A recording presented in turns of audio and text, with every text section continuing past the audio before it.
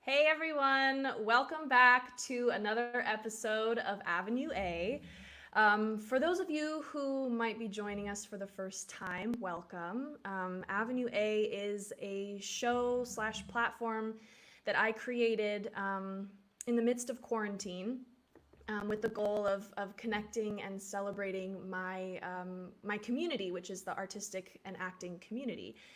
So every week I bring on a different guest and I interview them and chat with them about their experiences with acting, networking in the industry, which is vastly different for everyone. So over the past 5 weeks, it's been really exciting to learn from my peers and be able to connect with people on Avenue A. So thanks for tuning in. I'm Kelsey Benz. For those of you who don't know me, I'm the host of this show, and yeah, I'm really excited for today's episode. I have a very special guest. Her name is Karma Jenkins.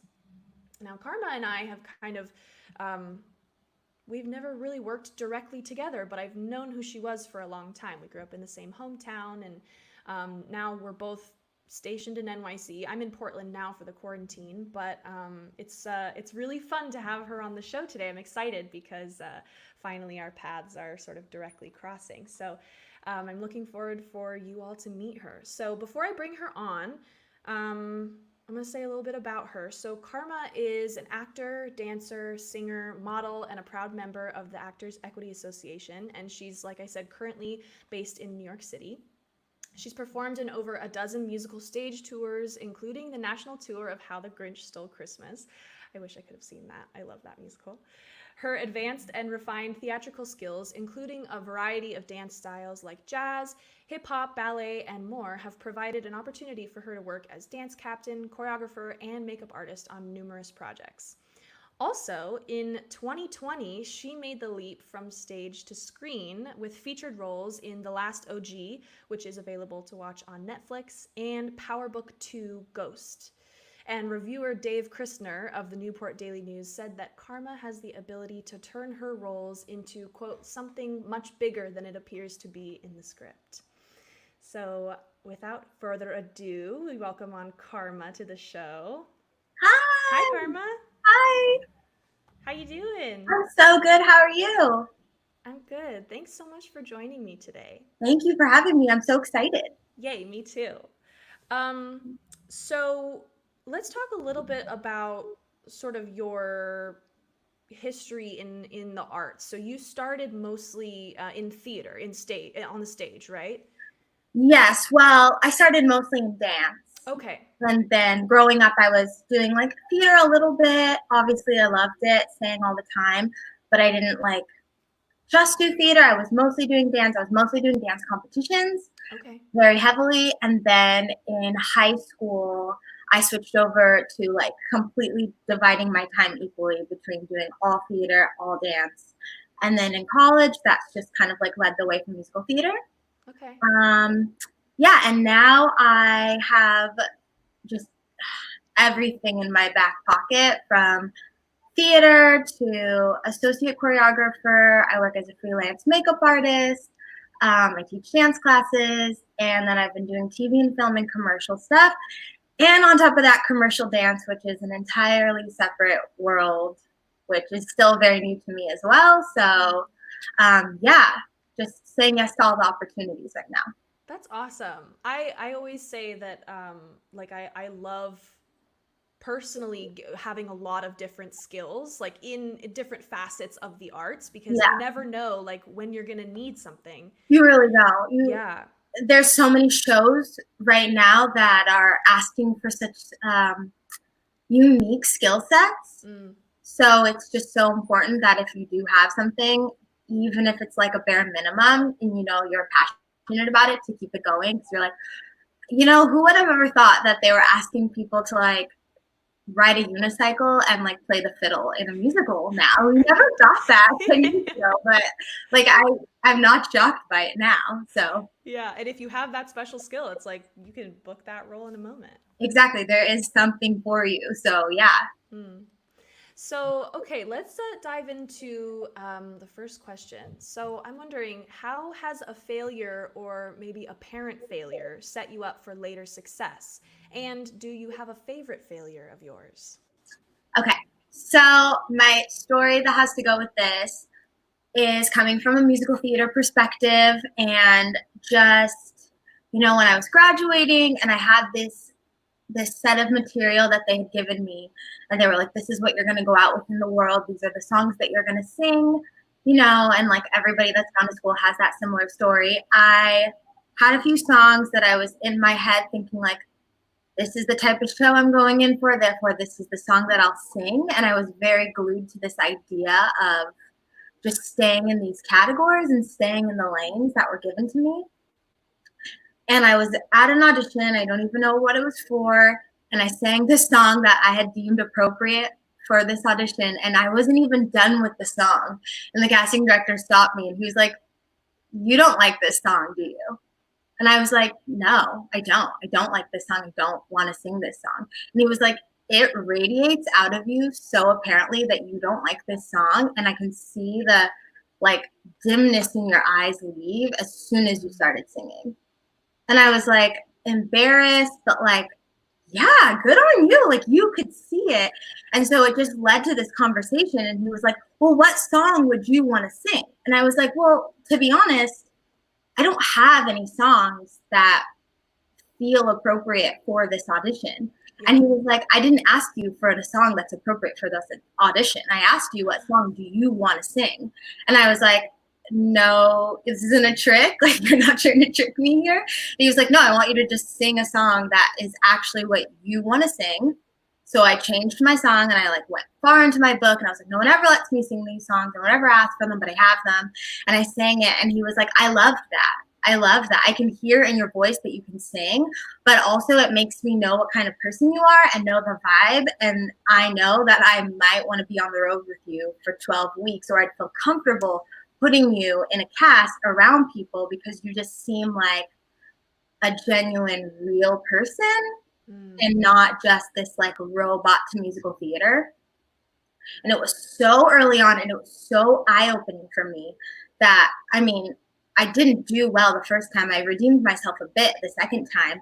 But even then I was just like, that was an ordeal in itself, but like the biggest lesson I could have learned because, Yeah. no one has ever right in the room been like, this is what we mean and this is what we're looking for. You kind of like learn that lesson through trial and error, but to have the like gift, Yeah. So that was so important to me. That's really fascinating. I find that so striking because it is so hard. I find too when I'm preparing for auditions, especially if the show doesn't ask for a specific song or a specific style. I'm like, well, I guess I'll pick something that's similar to the show or would showcase, something that I could do for the show. But then sometimes, like you said, it ends up being something that you're not really passionate about. Yeah. So when you do auditions now, how do you choose your material? Like, what is your baseline for choosing songs? So now, I mean, through like how many ever years it's been, I have decided that so many of the songs that I wanted to sing, so many of the songs that I was drawn to, like, are just songs that I would want to belt out if I was cleaning the house or if I was at karaoke. Like, those are the songs that when you sing them, you feel good. Yes. And sometimes those songs aren't what people would expect to hear, nor are there sheet music for those songs. So what I've been doing recently is I've been like, I will find somebody to sit down and I will have them help me custom make the sheet music and we will arrange this song how I want to sing it. And I realized too, the songs that I'm picking can be sang and swung in different ways. They can be changed. Like I can kind of put like, if I needed to, a country flair onto a song, I can make it a jazz standard. Do you know what I mean? Yeah, totally. And so that has been so much more helpful because at its base, I like the song and it's something that if I was in my room, you would catch me singing rather than being like, okay, this is Oklahoma, what do I need to sing? But I mean, if I think back to those rules, there's not really rules because the revival isn't sound like what you think it would sound like. That's And right. I'm sure that if I had gone in, I mean, I didn't go in for that, but if I had gone in with my preconceived notions of like, this is what Oklahoma sounds like, Yeah. that's what I would have given them instead of being like, this is where I think I fit into this world, Hmm. you know? Yeah, totally. And that way, you know, when you're picking material that lights you up, then you want to put more personalization to it. Like you were saying, you can sort of put a country edge if you want to, or, Mhm. you know, customize it in that way.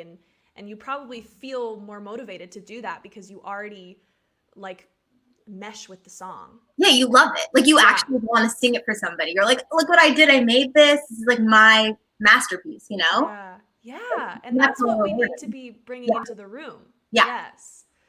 Yes to all of that. Wow. Thank you for sharing that. That's really Yeah. Of course. helpful. Okay. In the last 5 years or so, give or take, what is something that you've gotten better at saying no to?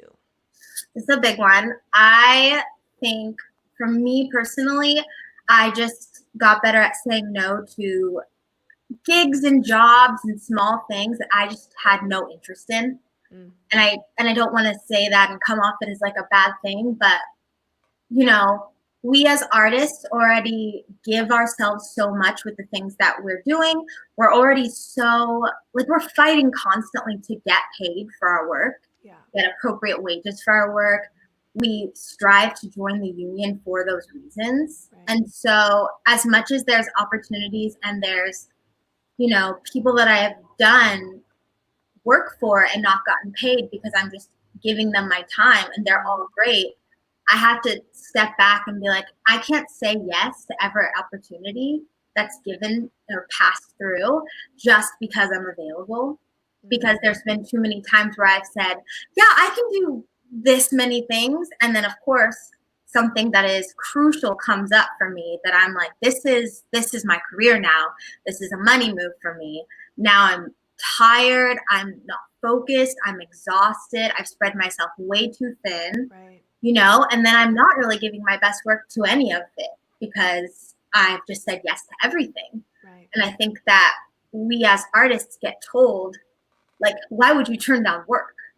You know, Yeah. why would you turn down work? And you're like, well, we have to remember that the work has to be important to us, or it just becomes this like cycle of just like waking up and going through the motions, Yeah. you know? And if we're not passionate and excited about doing the work, then it doesn't mean anything. And we're just kind of flatlining.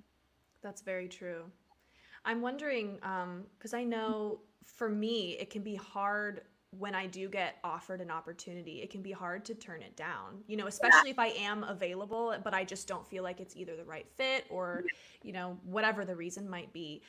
How do you navigate those feelings, or do those feelings come up for you in navigating the like refusal, basically? No, they definitely come up. It's Yeah. like, I know that I'm such a yes person. And so I get guilty as if somebody knows my schedule, you know, like Right. they're like, wait, you are available. Like, Right. Right. no, I don't know. I don't want, like, if I'm out on the street or something, they're like, didn't you say you couldn't do this? I'm like, oh, what? No, yes, hi. But I think that, like, the older I got, the more I realized that saying no is a version of self care. Mm, And so the more I think about that, the more I have to be like, I get it. Like, I wouldn't want, as a person who's put on productions or asked people to be in videos, I wouldn't want them to come when they are dead tired and not present, that's you so know? true. Yeah. So if I know that I don't have the mental or physical capability to give it what I should, Mm, then I don't want that reputation out there, which then makes it easier for me to think like, is this something that you can actually deliver? And if you can't, then you need to explain that gracefully yeah. and say like, hey, I have a lot on my plate right now. I would love to touch base with you when I'm not feeling as overwhelmed, but like, I'm so grateful for you to reach out. Like, I would love to support you in any way. You know what I mean? Yeah. This is just such a way to do it rather than just like, no thanks. You know, Yeah. and people are honestly so compassionate because they've all been in that position where they're like, I get it. It's the height of audition season. I'm running on no neurons anyway. Like, Yeah, right. we know. Yeah. Yeah, so I guess having two things, I guess, having faith that the person's going to understand, Yeah. because we're all artists and so Yeah. we've all been in this position. And then also, I love what you said about like you wouldn't want a lesser version of your work out there anyway because you're stretching yourself too thin, and you know that the person wouldn't want that from you Mm-hmm. either. Yeah, I think that's a really good way to look at it. Yeah. Awesome. Okay, so moving on, what piece of advice would you give an art student on their way into the quote unquote real world industry? So I would say, and this is like so much easier said than done, clearly, because everybody says be yourself.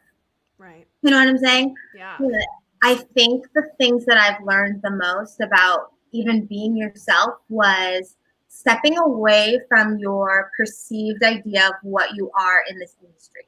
So step away from the fact that you're a musical theater actor or a dancer or whatever you've labeled yourself as. Step away from that, especially now in quarantine. Mm. What do you like? What do you do? What do you do when you're not performing? Find yourself, be grounded in the type of clothes that you like to wear, the way that you express yourself when you're not on stage, the art museums, the music that you listen to, the types of food that you like to cook. You know what I mean? Yeah. When you're really grounded in those things, then you really can put them into your career. And I think that if I were to look back at my younger self when I was graduating, I was such a blank canvas, because in school they were like, you need to be ready to be anything that they want you to be, right? Yeah. And I Yeah. think that that is true to an extent, but like we can't fully always just be a blank canvas, because so much of the industry is about your essence as a person, and people behind the table can really get a read of your essence. So when you're really solidified in that, they can mold you, but only to an extent. Hmm. And if your essence lends itself to these types of projects already, you know, you're going to like kind of just naturally get shuffled into the things that you're right for, and it will really just be a no-brainer. Yeah. And I'm thinking about that specifically with TV and film, is that they don't want you to be a blank canvas. They absolutely don't. And I have never had to change my hair. I've never had to take any of my piercings out or hide my tattoos for TV and film, because the types of, I guess, roles that I've been going in for are applauding that, because again, at the end of the day, TV and film, out of all of the formats, is the most realistic. That's So right. quirky, like Brooklyn barista, very much could look like me right now. I don't need to come in and have them try to be like, well, could she look like this Brooklyn girl? You know, Right. I can go in with a dark lip and they're like, oh, she looks like this girl that lives in Brooklyn, Yeah. you know? And so I'm realizing more that like, the more I was just like, no, I want to wear this. This is what I want to sing. This is how I like wearing my hair. Yeah. You stand out in a sea of a bunch of people playing one version of the game, which is just to be, you know, blank canvas. And at first it can be so scary because it feels wrong.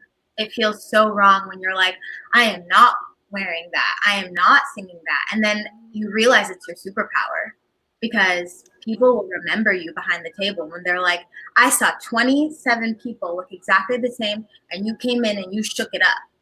And regardless of if the audition was amazing, it was a memorable moment if you're seeing everybody look exactly the same, you know? That is actually mind blowing.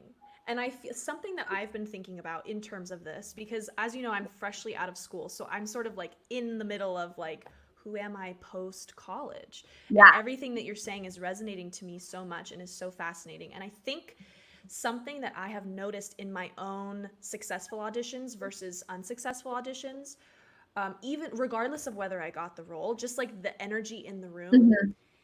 Something that I've noticed is that when I come in with a very sort of confident, like I like what I'm wearing, I chose my song, I feel good about it, I like singing it, Yeah. and I sort of have picked kind of a character, or I'm just confident in whatever I'm feeling that day. and I go in, then I feel like the response that you get from the room in that situation is that they don't feel like you're expecting anything from them. Yeah. Yeah. Whereas if you go in and you're like, what do you guys want me to be? I'll be Hmm. whatever. Then they're kind of just like, well, that's your job. Like, show us who you are, and then we will see if it works for us or not. It really, it's, I would hope that everybody has a chance to be on both sides of the table in an audition. Truly, advice out there, if you can connect with a casting director and even be a monitor or a reader or any of the above, like latch onto that. Is so valuable for you to see firsthand why something works and why something doesn't, you know? Yeah. Because you've been really just like walking into a room. It's like you walk into a blind date, you know? You make a decision on that person the second that they walk into your essence. I know. You know? Yeah. It's not, you're not like, I'm not sure. You're like, no, I kind of know who this person is. Yeah. Yes, they could change your opinion. But like, if you think about it like that, they are pros at that.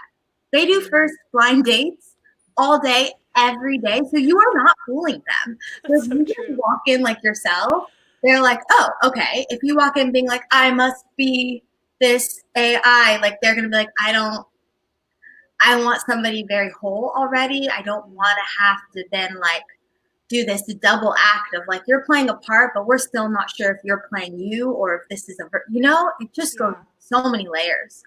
And it's like if you could just take away one of those for them, the stress level, your stress level is lowered. You only have to then play the part of the character, you know? That's right. Yeah. So do you find when you had experience behind the table, or I'm not sure like what your experience is with that, but it sounds like you've been on the other side. Yeah. Is that sort of the main thing that you clocked to in like people's successes or unsuccesses in the room? I think so. I think when we have like character breakdowns, right? And we're going through and we're like, these are the adjectives that really stand out for this character. Right. And some of them are, like confident or whatever, sexy, bold. We have these words that we've picked up for each character. And so when someone comes in so reserved and apologetic, but they're going in for a character that's written to be so loud, it's like they're coming in being like, I want you to tell me what to do, rather than being like, like I've already decided that this is how I'm going to play this character, and then we can pull it back, and then we can decide if that's not the version that we want. Yes. But you've not given a choice. You've just given neutral ground. And from neutral ground, you've got 2 minutes max in the room. There's not much we can pull out if you're giving us neutral. We want to see where you could be, messy or not, in like 2 weeks into rehearsal when you've like let your guard down. If you can somehow, it's a hard ask. I know. Yeah. It's a hard ask. Easier said than Somehow get there, even in 2 minutes. Like we're asking you to do a lot. But if you could, just show us a little bit of it. And truly, I really understand that it is more about you going for it rather than how solid and clean your performance was.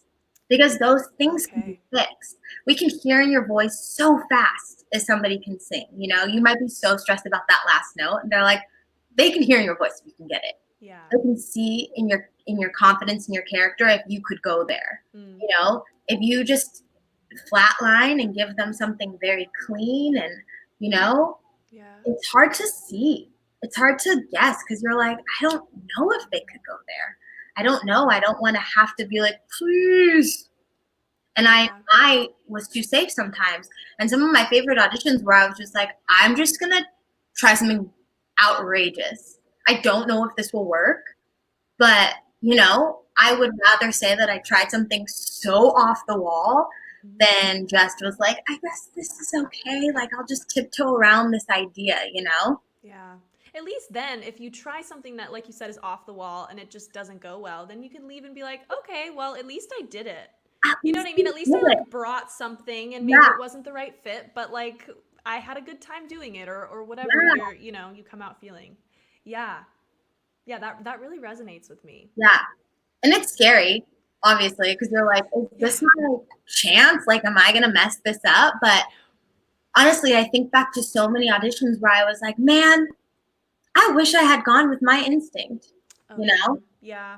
I wish I did. And I would rather live in a world where I'm thinking about, like, at least I did it the way I wanted to do it, rather than like, I wish I had gone with what I thought. Because then you see sometimes the people that they cast and you're like, I love that person. They're so lively. And you're like, I get why they were cast, Yeah. you know? Yeah. And then I think too that that can feed into, I mean, because dealing with rejection is a whole other topic, but I think specifically with this, like, even if, you know, you bring your whole self to it, you make a choice, you make a commitment, and you feel good about it, regardless of what they say in the room, you know it's not because you didn't do your best. Yeah. Right. Yeah. And then getting the no is like, well, that's a bummer, but it must have just not been right for them because I know for a fact that I showed them Yes. what I can do Mm-hmm. instead of being reserved and always wondering, like, maybe I could have done more, or, you know, maybe they Yeah. didn't see this or whatever. And that's such a horrible feeling to live in, is like they didn't get to see, you know? Yes. And Yeah. that is something we as actors, we know so much, is we're constantly telling ourselves like, but they didn't get to see what I can do. And you're like, I know. it's in your hands though. Like, it is truly up to you. If you Yeah. want them to see what you can do, then you present it on a silver platter and you say, look, this is it. Ooh, a light went out. I saw I'm so that. moody lighted.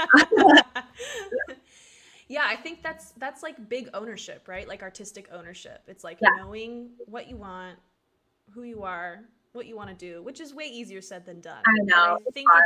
it's a valiant, like it's a big concept. I'm always striving to like take ownership. That's Yeah. sort of been my like over quarantine. I'm like, okay, how can I take artistic ownership even in a time when everything feels so helpless, right? Yeah.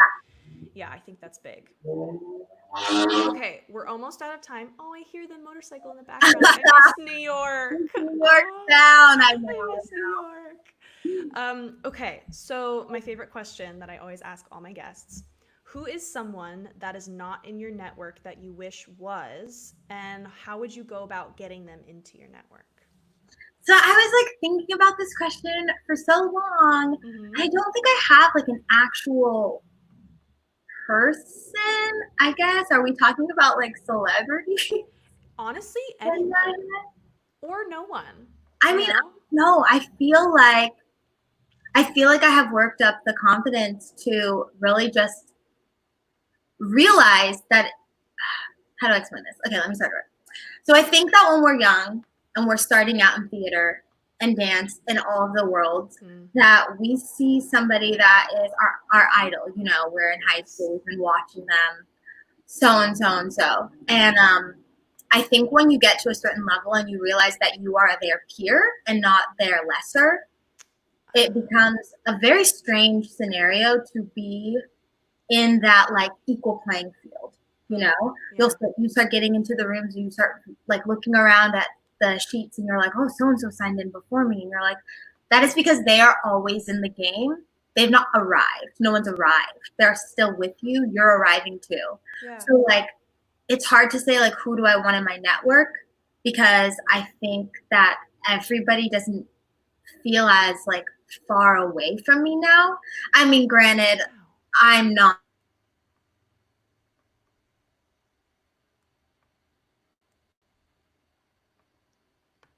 Uh-oh, I think we might have lost her for a second. You see?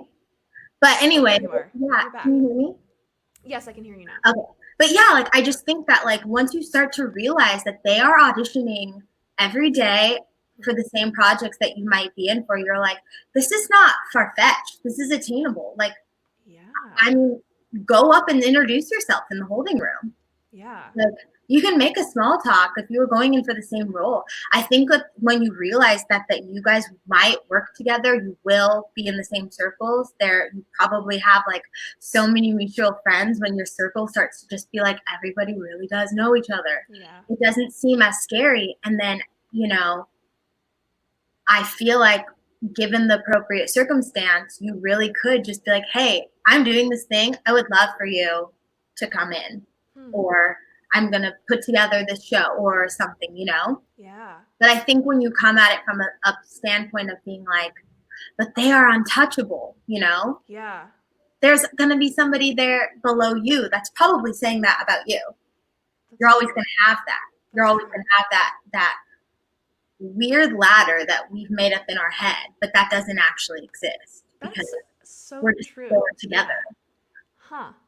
And I bet you, now that I'm like processing what you're saying, I bet you when you reach out to these people as a peer and in a way that's confident and casual and just like, hey, like I love your work. I'm doing great work too. I would love to have you, whatever, join my project. Then they see that and they feel that energy and that confidence, Mm-hmm. and it probably, develops the relationship way easier or faster. And I think it's, like you said, it's coming at it from like a collaboration standpoint rather Mm-hmm. than if somebody were to come up to you and be like, well, you're so and so, it almost becomes like, well, how can I live up to that? You know, Yeah, I'm just yeah, thinking if somebody did that to me, I'd be like, how could I live up to this? You've put me in this idea in your head that yeah. feels like I don't know how to grapple with that. So Mm, I can only imagine if that's how I came at it with somebody that I idolized, you know? yeah. And idolization is like natural. I mean, I do that to my best Right. friends.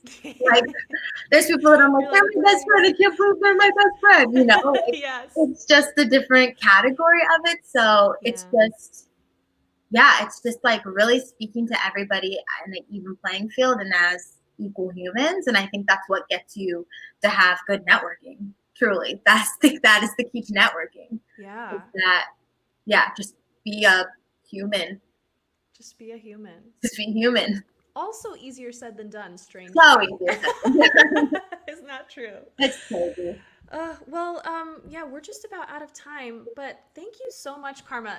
I can't even tell you how like amazing this interview was. Your answers were Oh, fabulous. yay, thank you so much. I'm so excited. This has been the highlight of my week. I'm so looking forward to this. So Oh yeah. my gosh. Well, me too. It's really fun to like end my week doing these interviews. Ah, And especially to get to like really connect with you. That's been so fun. So I it know. was an honor to have you on the show. Thank you. Thank you so much for reaching out. I'm so glad that like even through virtually we got to connect on this way since we've always been planning this tag. I So know. yeah, this is great.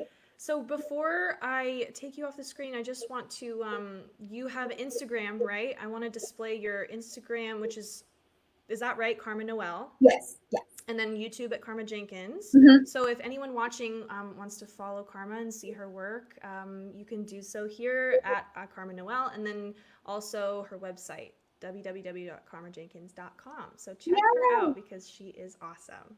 Thanks, guys. I'm so excited to be here again. Yay! Thanks. Bye, Karma. Bye.